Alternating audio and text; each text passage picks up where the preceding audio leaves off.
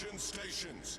Ladies and gentlemen, I am Israel. The game is World of Warships. We're on Trap. The game mode is Domination. And we are riding with Goodman 14 of the Tora clan. He's in the Tier 10 US battleship, the Montana. And, well, let's just say he's going to deliver an awful lot of freedom in today's game. But we also have to make a note of his division mates. Over there in the foreground, we have F. Lion in the Tier 10 Japanese destroyer Shimakaze. And over to the left, we have ALN Exohotis in the Tier 10 Japanese cruiser Zhao. Not quite the game's premier fire breather anymore, but still pretty respectable. And those F3 torpedoes pack a wallop if you're stupid enough to get close. But the main focus of the action is going to be with Goodman and the sheer amount of damage he's going to do in today's game. Of course, this is a domination game. They always tend to be slightly slow starters, especially on these larger maps at high tier. So in the northeast, we have the Z-46 pushing into Point C, backed up by Gearing, a Kurfürst, and I think that's a Kutuzov running escort on the Kurfürst. Unfortunately, the enemy got there first, and with that speed advantage, that has got to be the Havrosk on the enemy team getting in there to start the cap. Our own bold band is sailing its way down to Point A, of course, standard split for a random domination game. Half the team's going for A, half the team's going for C, and there's a little bit of a cage fight going on in B. Several destroyers enter. Chances are actually none of them are going to leave because, well, it's Point B and there are cruisers and battleships outside. In particular, there's a New Orleans backing up our friendly Udaloy in B, so he has at least got some radar coverage if he needs it, and if he calls for it, and if the New Orleans isn't on cooldown, and if the New Orleans actually pushes button. But hey, if that happens, he's got some radar coverage if he needs it. Okay, got line of sight on the Havrosk, as expected. That's the early cap disruption into sea. Unfortunately, down south, Goodman is picking up a lot of not-so-good attention.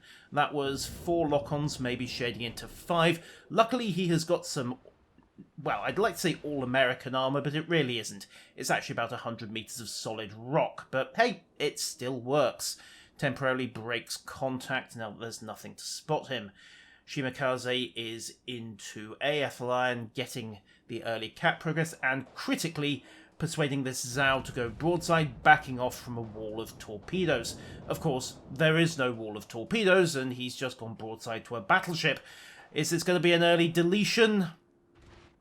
No, of course not. You weren't expecting the game to get that ridiculous that quickly, were you? Okay, fair enough. I suppose we're on YouTube. Games like this do tend to go fairly ridiculous fairly quickly. Did get a quick glance at the Yugamo just southwest of Point B. Sneaky little destroyer has put a shot of torpedoes through the channel. There's the first volley comes through. Now, Goodman's backed off. Now, you might think that, okay, Yugamo's emptied his tubes, but no. That Yugamo must have had the torpedo reload booster, because there comes the 3rd and 4th salvos. And if his timing had been just a little bit tighter, that would have been a premature end to our friends here. As it is, it's a premature headache for Adam C-59 over there in the Kurfürst, eating 8 penetrations. Worth noting that Goodman was aiming slightly high on that Kurfürst. Of course, German battleship has a turtle back, so waterline shots are generally just going to bounce. Upper belt shots, however, you get regular pens, and bad things happen. Not as bad as what's going to happen to Capo Peso. I mean, he's in a Tier 8 battleship. He's just had 16-inch shells unloaded at him. Yeah, bad juju. Still, he's in a mighty US battleship. He is heavily armoured. What could possibly go... Oh. Right, he is in a floating collection of wreckage that was formerly a mighty US battleship. What could possibly go wrong? Well, I dare say he's about to find out. Rounds come down, but Goodman's got other targets in mind. That was a quick snapshot at the Missouri as it backs up. Rounds coming down once again. Angle wasn't quite so good, but again, mostly hit the deck, went into the main spaces, 7 regular penetrations. And the North Carolina, amazingly, broke contact without getting blammed. I have to wonder if Goodman actually spots him. Well, he's definitely spotted now. Looks at him for a second, but, well, manoeuvring target and, oh, hello, slow turning and soon-to-be broadside German cruiser. Have you heard the good word of freedom today? Well, you're back into stealth, but it's a little late for that. Ouch. 7 overpens and a citadel, and it really doesn't matter, as the Iowa finishes the job. Freedom rides, ladies and gentlemen. Unfortunately, Freedom also apparently burns, because now he's on fire. Doesn't panic, though. Doesn't immediately pop his damcon. Just takes this time, assesses the situation, gets rounds onto the Z-52 to try and back up Ethelion, who's been forced out of the cap by that Z-52, and then starts turning away to angle up. He is, of course, still pretty much broadside to the Kurfürst, and if Adam C-59 gets a good broadside off right now, there is going to be trouble. Luckily, for whatever reason, Adam C-59 does not get a good broadside off right now, and is in fact going bow in.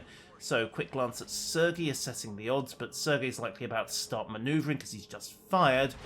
So, fire burns itself out, turn away, now he pops the damcon, he's angled up, and he should be more or less out of the worst of it. Meanwhile, we've grabbed point C, the enemy has grabbed point B, which is annoying, and we've lost the Udaloy, but it's not too bad, it could be worse. I mean, the ship could still be on fire.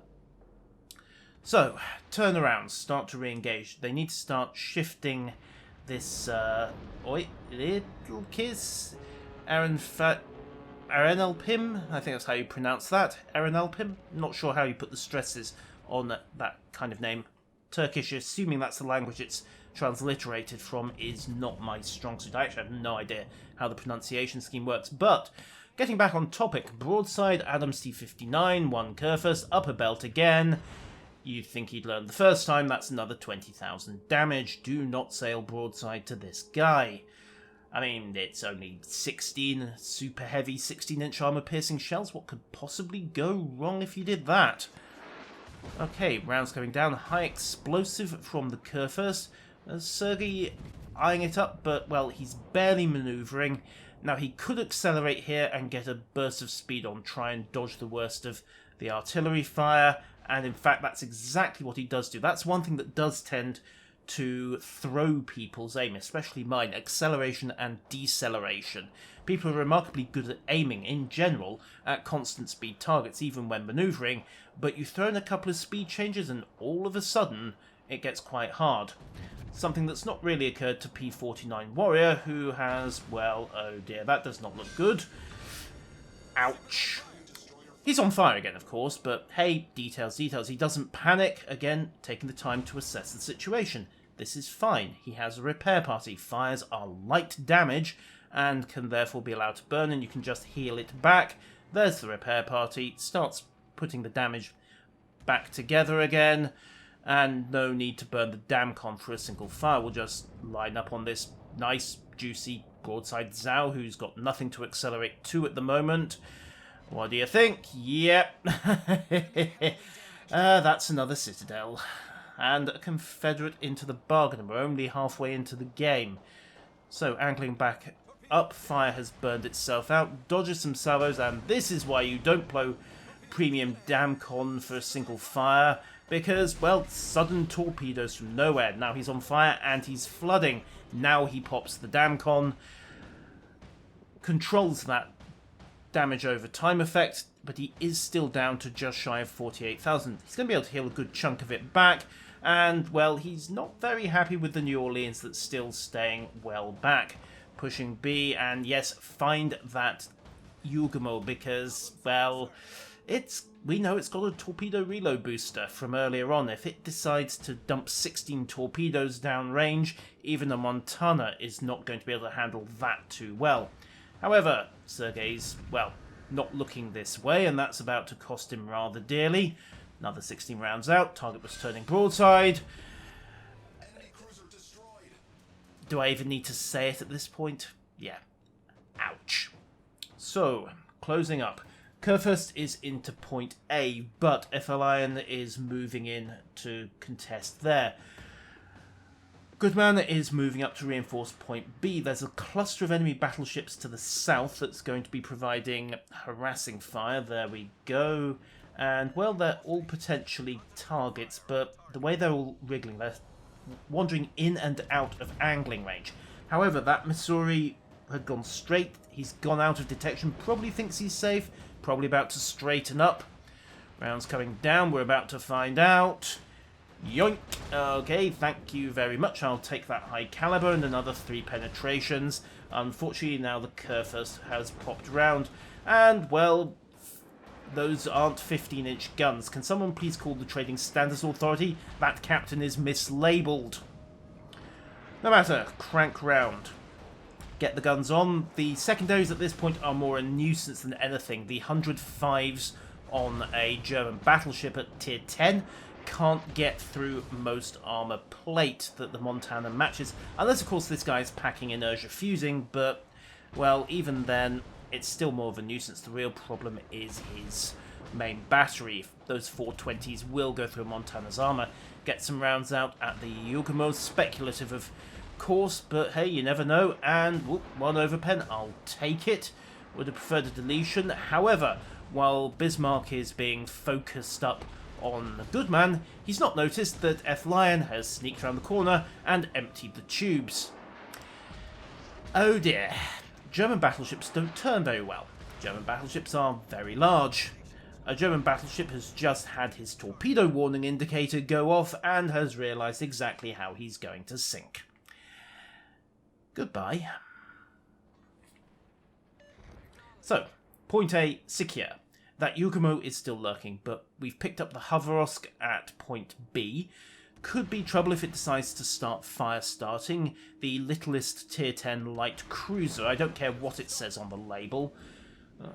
However, torpedoes from the Yugumo, that we only saw one salvo then. Are we going to see another? Maybe.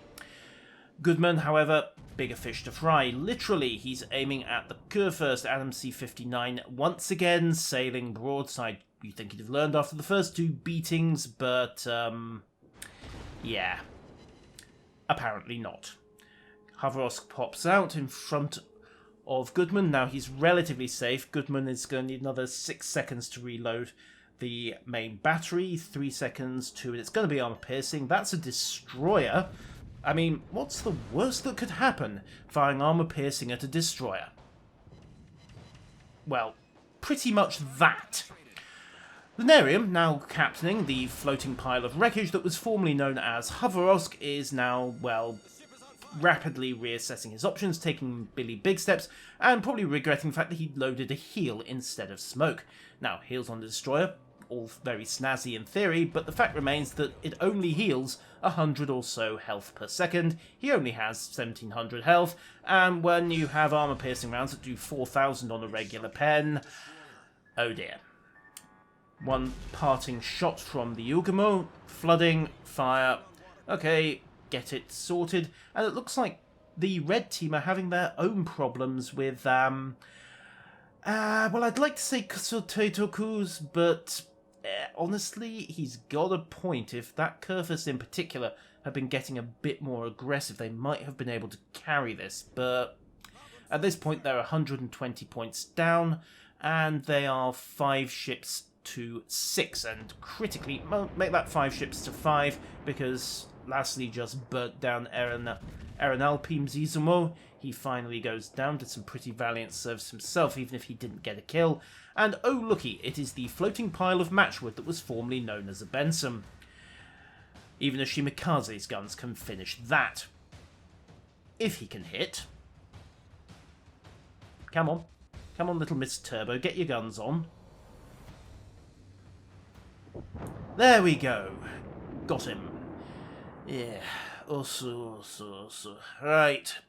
So, that's the enemy destroyers dealt with. They have 4 battleships left. And, well, lastly, well, I mean, there's a dirty great island between him and Goodman, so he's probably safe. And by the time Goodman clears this dirty great island, that dirty great island over there is going to be in the way, so bad target. Never mind, we have Capo Pacer again. He is still in the mighty US North Carolina.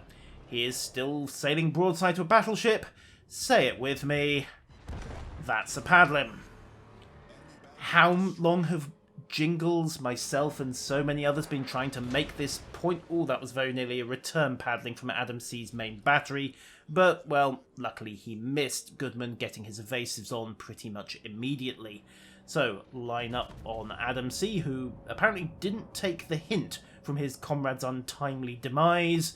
Upper belt once again, rounds down, only 4 penetrations and 18,000 damage, but he's still heading north of 280,000 at this point. Still only one target to shoot at, although the Freddy has popped up. Now, I must admit that at this point, I would have been very tempted to blap a couple of turrets worth at Cheapo Jacob and then fire the rest at Adam, but Goodman empties the turrets at Adam, sees where it goes. I don't know, maybe he just missed Cheapo that first salvo round, gets 14,000 off 6 penetrations. As I say, I would have fired at Cheapo. You shoot at what you can kill, because a ship on 1 health, it does generally just as much damage as a ship on 100,000, but he's about to remedy that mistake. Rounds out. High explosive salvo from the Zhao doesn't quite manage to secure the kill, but it hardly matters, does it? Rounds coming down, only needs 1, gets 2, and that's enough to back him the Kraken. Which really just leaves the poor Missouri and the Kurfürst, and this game's pretty much in the bag. Certain irony there from Rafale Mirage 1345 accusing the Iowa of hiding behind. Well, actually he's face-tanking Lasley in a glorious war of sisterly rivalry, and as a consequence forcing Lasley to go bow on to him.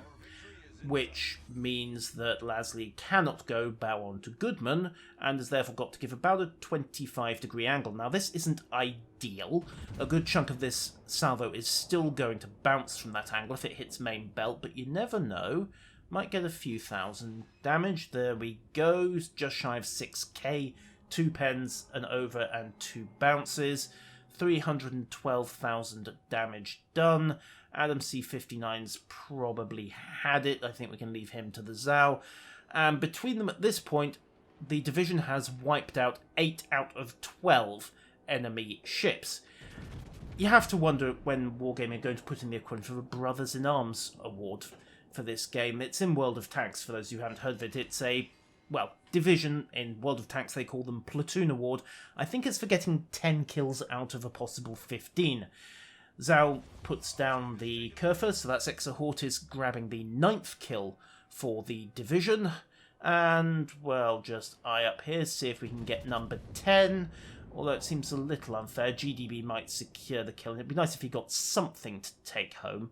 Just 1 red ribbon. I mean, it's not much to ask. Oh, 4 more pens, 10,000 damage, and a high X from GDB finishes the round.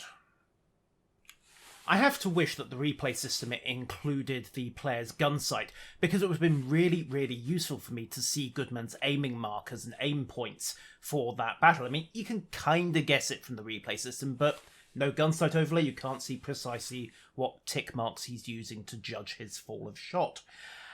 That said, you don't really need to. The post-battle results kind of argue for themselves. 3,852 base XP.